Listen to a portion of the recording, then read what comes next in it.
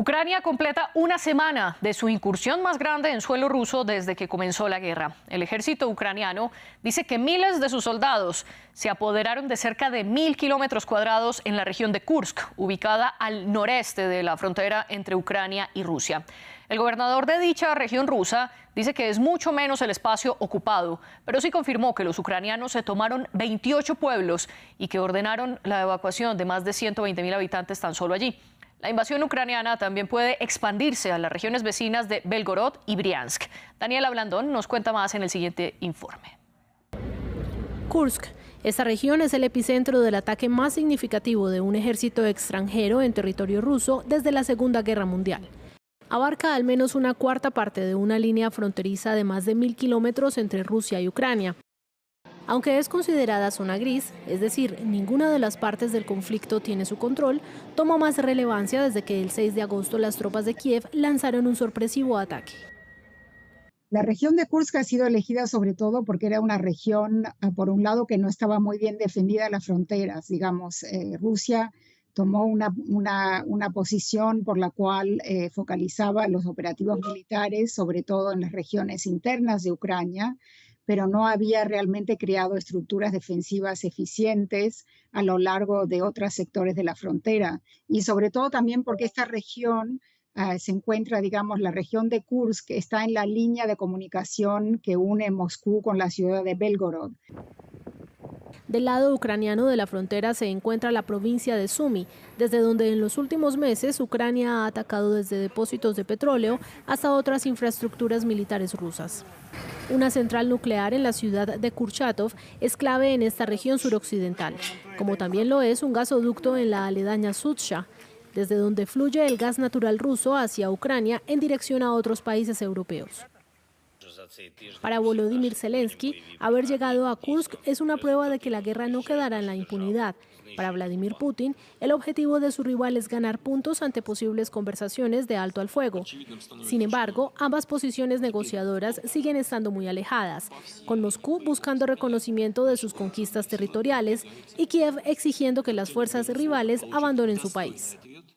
Con todo esto, esta invasión de Ucrania en Kursk puede forzar a Vladimir Putin a negociar un tratado de paz. ¿Y cambia o no, de alguna manera, las estrategias de guerra que ha usado el Kremlin? Esas son las preguntas que guiarán el debate de hoy en France 24. Desde Buenos Aires nos acompaña Cristian Lamesa, analista geopolítico y escritor. Además, es autor del libro La paternidad del mal, los cómplices de Hitler. Y desde Cali, Colombia, se conecta con nosotros Vladimir Rubinsky, profesor de Ciencia Política y Relaciones Internacionales de la Universidad ICESI. Gracias a los dos por acompañarnos, a ustedes y a nuestra audiencia. Les recuerdo que estamos en redes sociales como @France24-ES.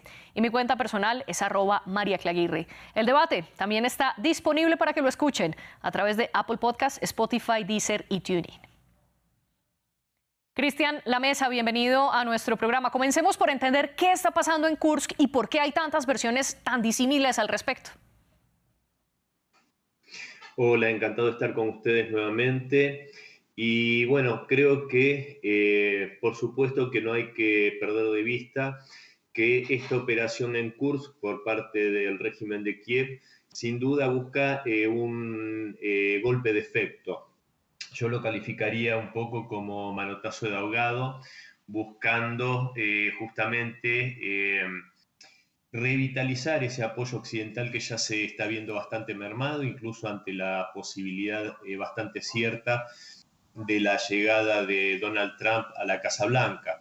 En toda esta circunstancia yo creo que hay una estrategia básicamente de Kiev de escalar el conflicto, ya sea, como bien mencionaban en el informe, en busca de tener una posición más favorable en una posible negociación de paz, o tal vez incrementar la tensión. Hay que recordar el ataque con drones que se intentó sobre el suelo bielorruso.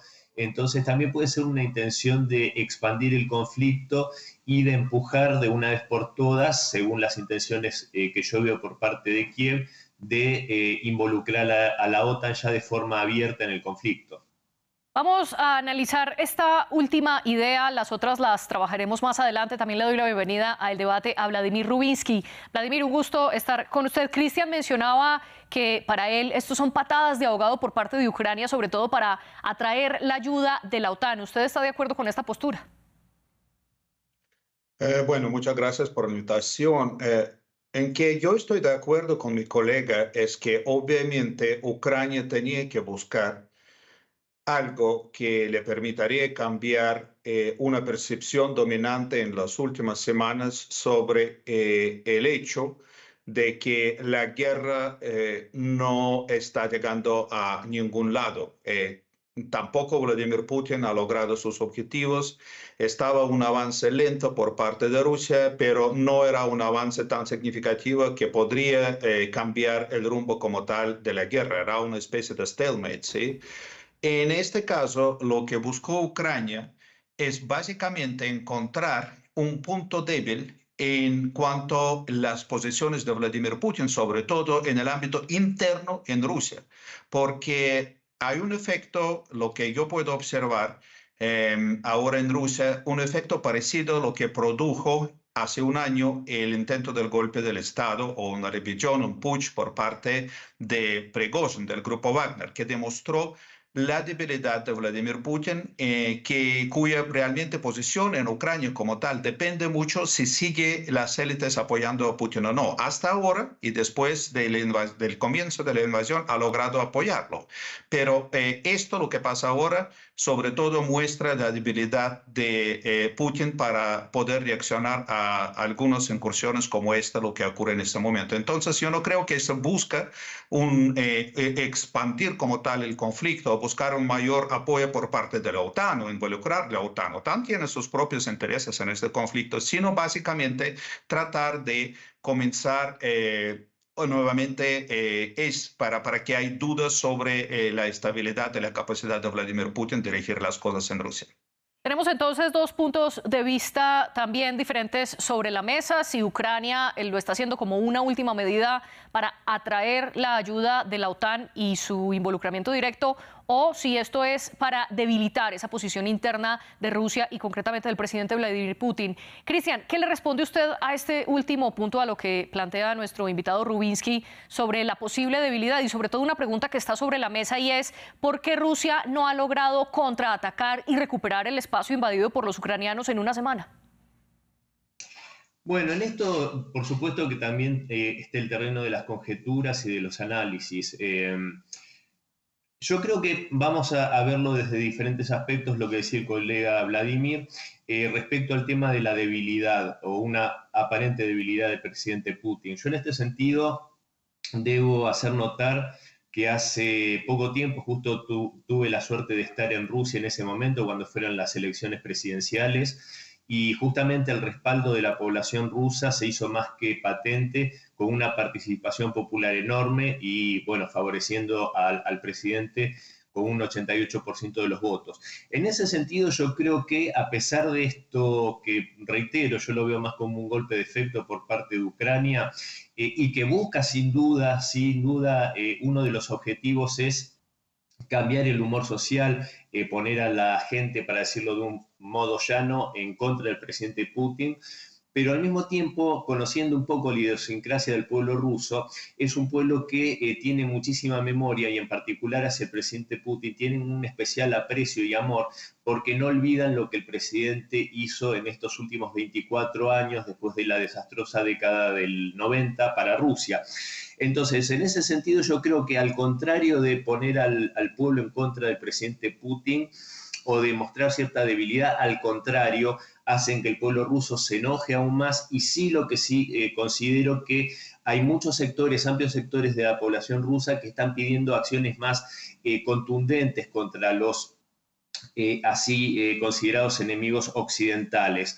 Y respecto a la posición de Rusia en concreto en esta guerra, yo creo que si bien sabemos cuáles son los objetivos que se han narrado desde el comienzo de la operación militar especial, la desnazificación, desmilitarización, que Ucrania no entre en la OTAN, y con esto cierro, yo creo que después del fracaso de las negociaciones de paz en Estambul, allá por abril, si no me equivoco, del año 22, Rusia propuso otro tipo de estrategia, propuso una guerra de desgaste que está siendo realmente muy costosa para Ucrania en vidas de militares, en costo material.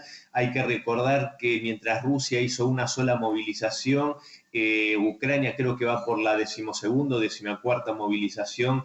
Entonces realmente el costo que ha pagado es muy grande y también el que está pagando Europa en su economía, así que creo que en ese sentido la estrategia por parte de Rusia ha sido bastante exitosa, diría yo. Cristian, pero no respondió mi pregunta. ¿Muestra debilidad del ejército ruso al no ser capaz de contraatacar y recuperar estos por lo menos 28 pueblos que han tomado los ucranianos en Kursk?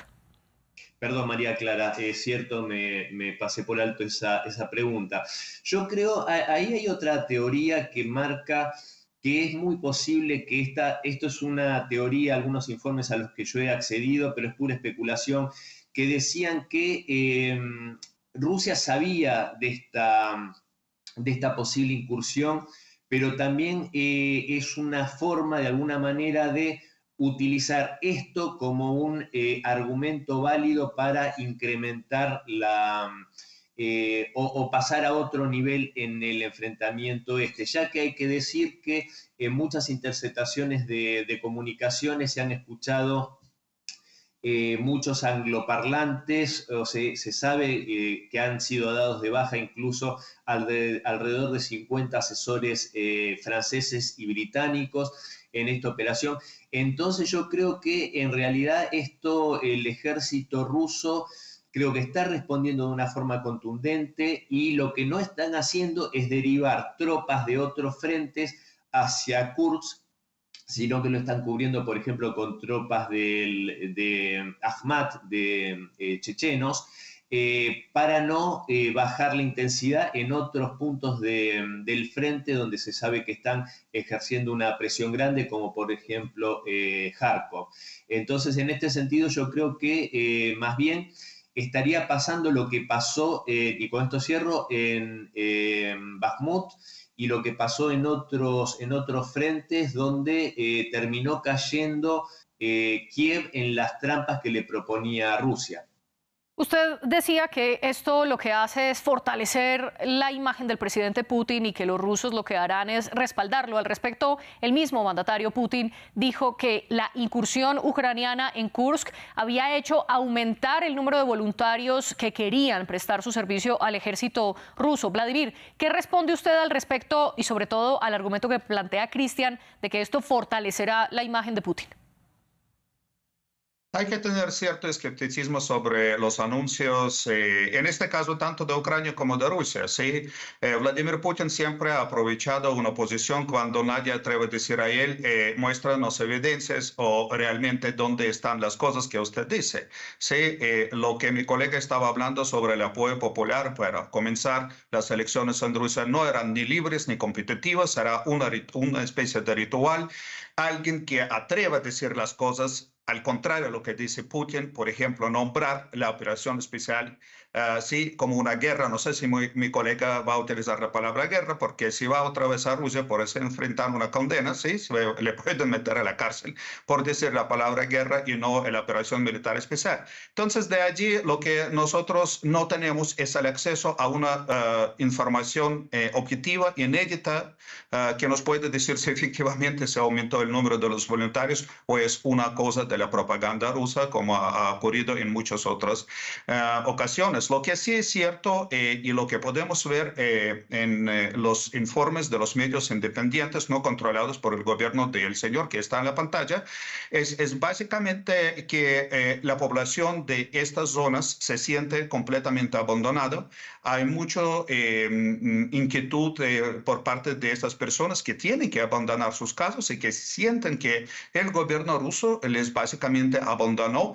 Hay unos, otra vez, videos de propaganda donde muestran los refugios, pero los informes en campo, incluso en los medios pro gobierno, muestran que la situación es completamente caótica y hay un avance de las tropas ucranianas que no están reportadas por los medios oficiales rusos. Usted bien menciona que en tiempos de guerra hay que tomar las informaciones tanto del lado ucraniano como del ruso con bastante escepticismo. Al respecto quiero preguntarle, Vladimir, ¿por qué cree que Ucrania se demoró tanto en aceptar que estaba invadiendo Kursk? Y lo digo porque la operación comenzó el 6 de agosto y tan solo hasta este 12 de agosto el presidente Volodymyr Zelensky aceptó y su general también aceptó esta incursión en la región rusa. ¿Por qué se demoraron tanto? Aparentemente era una estrategia de Ucrania. Aparentemente los servicios de inteligencia militar rusa han fracasado para detectar la acumulación de estas fuerzas por parte de Ucrania. Y yo creo que Ucrania lo que hizo básicamente es una prueba de fuego inicialmente para ver cómo se desarrolla esta operación, porque en la guerra, la última prueba, sí, como dicen muchos de los expertos, es la guerra misma, sí, el combate como tal. Y lo que hicieron los ucranianos es básicamente ver si pueden avanzar luego de esta primera incursión. Y cuando se dio realmente el espacio para poder ampliar la operación, claramente ahora están básicamente aprovechando al máximo la incursión sobre el territorio ruso, porque sobre todo la opinión pública en Ucrania también estaba bastante escéptica, bastante pesimista sobre lo que Ucrania puede hacer en esta situación. ¿Sí? Claramente es un gigante, un monstruo, ¿no? En el caso del ejército ruso y un país pequeño que sí, con el apoyo de Occidente estaba resistiendo y esto es la explicación por qué Ucrania demoró, porque ahora sí puede realmente dar la explicación a lo que está pasando de la manera que más le conviene al gobierno ucraniano y no le conviene al gobierno ruso. Y para continuar con esa idea que usted planteaba, que la gente de las zonas fronterizas entre Rusia y Ucrania del lado ruso se siente abandonada, Cristian, quiero hacerle una pregunta a propósito de un dato que publica el Instituto Internacional de Guerra, un think tank de Estados Unidos que estudia en detalle lo que ocurre en Ucrania desde hace más de 2 años. Y ellos afirman, por ejemplo, que la estrategia rusa nunca había sido proteger esa frontera con Ucrania y que los militares rusos estaban más enfocados en lo que ocurriera en suelo ucraniano. ¿Esta invasión en Kursk puede cambiar esa estrategia de guerra del Kremlin? Yo creo que, a ver, por supuesto que estas regiones son más vulnerables que otras de Rusia, es un país inmenso, todos lo sabemos, y por supuesto que está muy cerca del teatro de operaciones. Digo, Belgorod, Kursk, de hecho, estas regiones ya han sufrido ataques anteriormente, todos lo hemos visto, ataques con misiles, con drones, contra la población civil. Del mismo modo que esta incursión, también hay que decirlo, esta incursión que se está dando en este momento, hay informes que destacan como parte de estos grupos ucranianos, algunos de ellos usando vestimenta de policías rusos y uniformes del enemigo, cosas que son condenadas por las leyes de la guerra, han ametrallado civiles, han atacado, como estamos viendo, edificios residenciales. Entonces, por supuesto que para la población de estas regiones la situación es bastante dramática y dolorosa. Ahora bien, acá también, de vuelta, estos análisis son muy interesantes, pero los enriquecemos tal vez un poco más entendiendo del pueblo del que estamos hablando. Estamos hablando de un pueblo que sufrió en esta misma región la embestida del nazismo hace algo más de 80 años. Entonces es gente que está bastante curtida, por decirlo de algún modo, en lo que es los riesgos que corren y cierto sentido de patriotismo. Entonces yo creo que, por supuesto, tienen fronteras inmensas. Rusia es un país gigantesco, como ya lo hemos dicho. Entonces tampoco es tan fácil generar una defensa del todo eficaz de estas fronteras.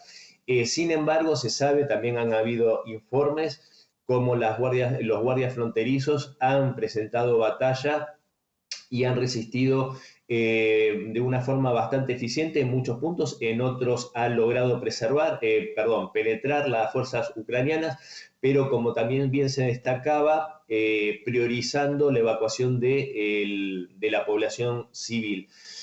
Y en este sentido quiero hacer notar una última cosa, que es hasta el mismo CNN, la cadena de noticias norteamericanas, respecto a esta operación, ha dicho que Ucrania necesitaba una victoria, no una aventura.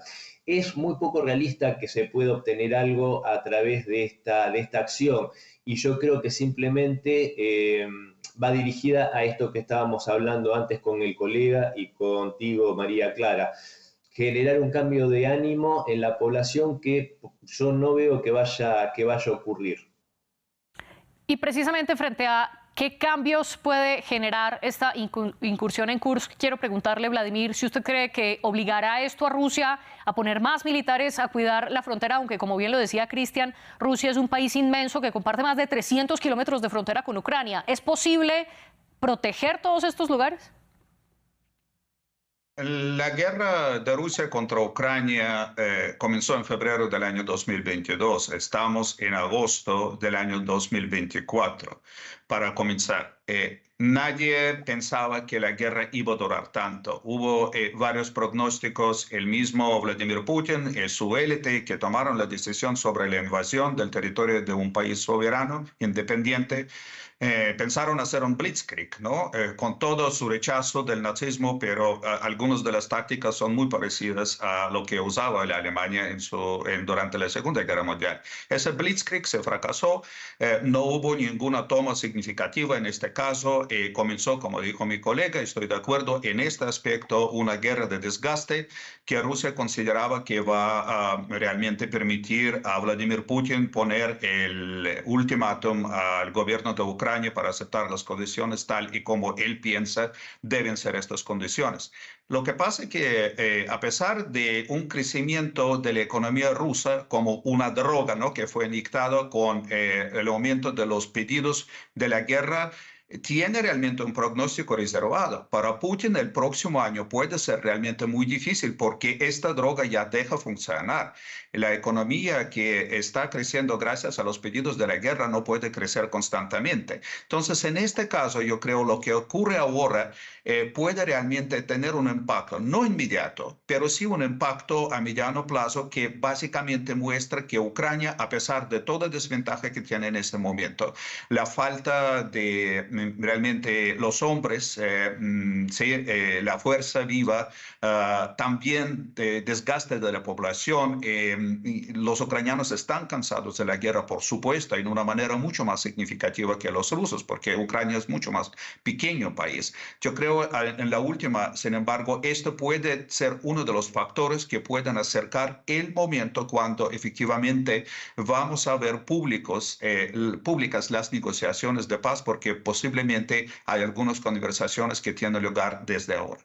Antes de hablar de esas conversaciones de paz posibles, quiero preguntarles sobre ese desgaste que que es un punto en el que ambos coinciden, porque varios análisis señalan que esta incursión en Kursk también lo que estaba buscando era bajar la presión militar y los ataques de Rusia en suelo ucraniano. Sin embargo, eso en los últimos días no ha ocurrido. De hecho, hay reportes de que el pasado domingo 11 de agosto, Rusia atacó la planta nuclear de Zaporilla. Cristian, ¿puede ayudar o no esta incursión en Kursk a reducir los ataques rusos en suelo ucraniano? No, yo creo que no, porque de hecho Rusia sigue utilizando estas famosas bombas FAB 3000, FAB 500, que son bombas muy precisas y siguen atacando contingentes de tropas en la retaguardia ucraniana.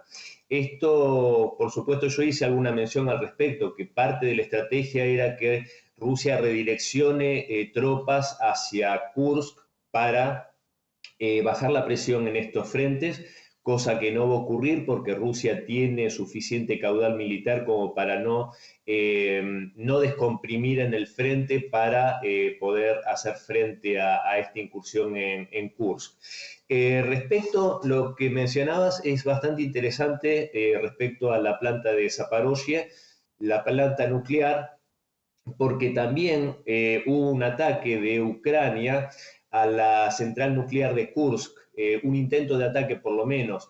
Entonces esto también para mí la lectura es que tiene que ver con esto de incrementar, de escalar el conflicto, porque ya Rusia ha dicho en reiteradas oportunidades que el ataque, ya sea a cualquier central nuclear en Rusia o incluso a la de Zaporozhye, que no se explica demasiado bien que Rusia, controlando la planta de Zaporozhye desde los primeros días de la guerra en Ucrania de la OTAN contra Rusia, se ataque a sí misma. Por supuesto que esto es algo que viene dado de parte de Ucrania.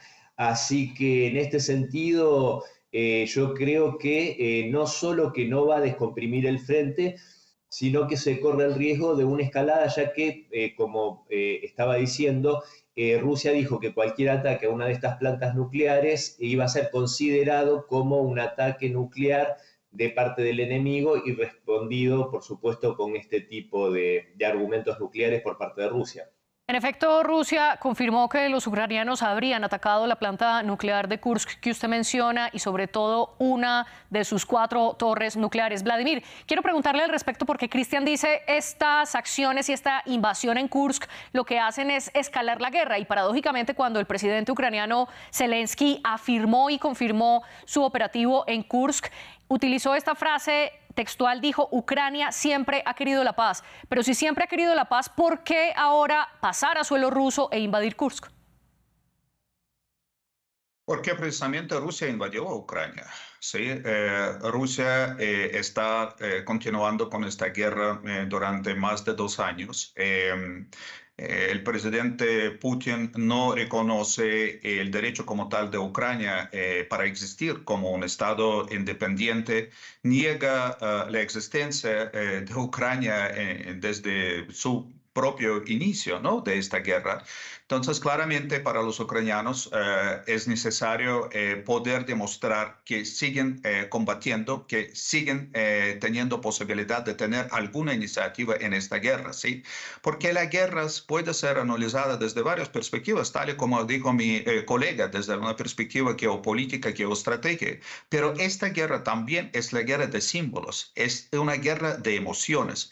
Y aquí para los ucranianos lo más importante, yo creo, era no buscar algún éxito militar en términos directos militares, sino básicamente poder demostrar a la misma Ucrania, al mismo país, que el país sigue siendo combatiendo y sigue siendo resistiendo a la invasión de la Rusia de Vladimir Putin.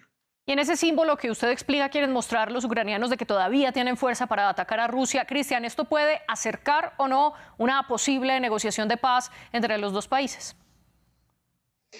A ver, es bastante difícil una negociación de paz cuando, por ejemplo, en Suiza se hizo unas conversaciones de paz a las cuales no fue invitada Rusia, que es una de las dos partes en conflicto. Sin embargo, bueno, Volodymyr Zelensky dijo que él pensaba en unas próximas conversaciones donde sí se invitase a Rusia. Por otro lado, el mismo presidente ucraniano fue el que dictó un decreto en el cual él mismo se prohíbe cualquier negociación de paz con Rusia mientras el presidente sea Putin, con lo cual estaría obturada esa posibilidad. Y por otro lado también, Rusia ha declarado que no sería del todo conveniente entablar negociaciones con el gobierno de Zelensky, porque ya de hecho es un gobierno ilegítimo porque caducó en su mandato y constitucionalmente no está previsto la extensión del plazo presidencial y sí tendría la potestad de negociar el presidente de la Rada Suprema. Ahora, respecto a la voluntad de negociación de paz de Ucrania o de Rusia, me remito nuevamente y de forma muy breve a las conversaciones de paz en Estambul allá por abril, reitero, si no me equivoco, del año 22, donde hubo un borrador ya firmado por ambas partes, donde se establecían las condiciones de paz muy favorables respecto a la actualidad, hubiesen sido esas para Ucrania, y fue Ucrania el que destruyó este acuerdo por mandato prácticamente del primer ministro por aquel entonces, Boris Johnson, quien voló a Kiev a decirle, por favor, no firmen, que los vamos a apoyar y a Rusia hay que derrotarla. Entonces, y también recordando algo que decía el colega Vladimir, cuando mencioné la Blitzkrieg, yo creo que el estilo de Rusia es totalmente distinto, porque si hubiese sido una Blitzkrieg al estilo alemán de la Segunda Guerra Mundial, no se hubiese detenido como lo hizo ante este borrador como muestra de buena voluntad. Así que yo creo sinceramente que unas negociaciones de paz, y con esto cierro, María Clara, es muy difícil porque aparte, lo que pide Ucrania es totalmente fantasioso, porque no puede en la situación actual en la cual se encuentra exigir el retorno a las fronteras de 1991. Y por otro lado, Rusia, desde una posición de fuerza, ya ha dicho que todos los territorios que constitucionalmente, según la ley rusa, ya pertenecen a la federación. Entonces son posiciones muy antagónicas que yo sí creo que una mirada más realista es la de, y con esto cierro, del, creo yo, futuro presidente Donald Trump, cuando en comunicación telefónica con Zelensky le dijo que a Rusia era imposible ganarle, cuando mencionó las derrotas de Napoleón y de Hitler en la historia del país Sí. euroasiático, y creo yo que de alguna manera sutil le recomendó que reconsiderase esto y que se sentase a negociar de una forma realista. Usted dice entonces que esas negociaciones de paz están bastante alejadas por múltiples motivos, dentro de ellos 3, que a Rusia no se le invitó a los diálogos de paz de Suiza y que ni Zelensky ni Putin se reconocen entre sí como posibles negociadores o mandatarios con los que puedan entablar un diálogo. Vladimir, ¿cuál es su postura frente a lo que plantea Cristian y sobre todo frente a si la incursión en Kursk puede ayudar o no a una negociación de paz entre Rusia y Ucrania? Bueno, yo creo que hemos escuchado las narrativas de Kremlin directamente. Aquí sí, Cristian está repitiendo lo que dice Moscú. Lo que pasa es que, por ejemplo, hay que corregir algunas cosas. Cuando Cristian dice que el gobierno de Zelensky es ilegítimo porque no hubo elecciones, recordamos que la ley misma en Ucrania dice que no se lleva a cabo las elecciones por el tema que Ucrania se encuentra en una guerra. Y si hablamos de elecciones, no como un ritual que hubo lugar en Rusia, sí, sino las elecciones competitivas, las elecciones abiertas, donde realmente la oposición puede presentar sus alternativas. Estas condiciones para llevar a cabo estas elecciones no existen en Ucrania en este momento, ¿cierto? Lo mismo cuando estamos hablando por qué Rusia paró sus tropas, hay otras evidencias que dicen no fue ninguna buena voluntad de Putin, simplemente el ejército ruso no estaba preparado para una guerra tal y como comenzó dando cuenta Putin, y los militares rusos no estuvieron preparados para una guerra prolongada. Entonces, aquí lo que nosotros tenemos es una situación bastante clara. Un país que se llama Rusia, que no fue invadido por Ucrania, sino Rusia invadió Ucrania. ¿Sí? Cristian dice que nunca nadie pudo ganar una guerra contra Rusia. Claramente, cuando el territorio ruso propio fue invadido por Napoleón y por los alemanes. En este caso es algo completamente al contrario. Rusia invadió al territorio de otro país independiente, en este caso Ucrania, y Ucrania tiene todo el derecho para defender sus fronteras, para defender su independencia y para defender su soberanía. Entonces, en esta situación, los ucranianos van a combatir, van a continuar a luchar por lo que ellos entienden como su propio país, como su propia identidad, como un derecho que tiene cualquier país como Colombia o Argentina para vivir realmente de manera independiente, escoger su propio camino. ¿Sí? Así que en esta situación sería muy difícil encontrar allá sí, yo puedo estar de acuerdo con Cristian en el tema que Rusia autoproclamó sus territorios, que ellos no son suyos, sí, pero dijeron que son suyos porque el mismo Putin hizo un decreto, sí.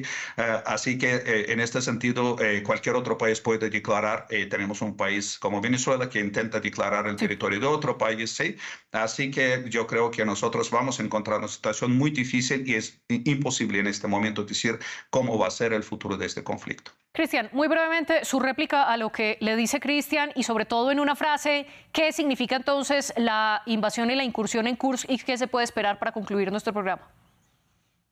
Bueno, muy brevemente para responderle al colega, hay que recordar que la constitución ucraniana, si bien dice que no pueden haber elecciones habiendo un estado de guerra, no prolonga el mandato presidencial, sino que queda en cabeza del presidente de la Rada Suprema, como dije hace unos minutos. También hay que recordar que en Ucrania han sido prohibidos más de 15 partidos políticos, entre ellos el principal partido de la oposición, tal como si en Rusia hubiese sido prohibido el Partido Comunista de la Federación Rusa, que es la segunda fuerza en el país. Y respecto, lo último para responder, esto por supuesto sabemos que no comenzó ahora, no comenzó hace 2 años y medio, sino que esto viene del golpe de Estado de 2014, y cuando Rusia ingresa en territorio ucraniano, por supuesto, lo hace respondiendo al ataque contra la población del Donbass. Sí, perdón, María Clara. Lastimosamente nos quedamos sin tiempo y quiero darle el espacio de 20 segundos a Vladimir. ¿Qué se espera con la incursión en Kursk? Que la guerra no termina, lamentablemente. Eso nos dice mucho sobre tanto el deseo y la determinación de Vladimir Putin continuar con la guerra, como también sobre la capacidad que tiene Ucrania para resistir la invasión rusa sobre su territorio. Así que lamentablemente la guerra va a continuar. Pues gracias, Cristian Lamesa y Vladimir Rubinsky, por poner aquí sus posturas, sus diferentes posturas en el debate de France 24. Para eso estamos, y gracias también a nuestras productoras Laura Garzón y Tania Herrera. Ustedes sigan con nosotros.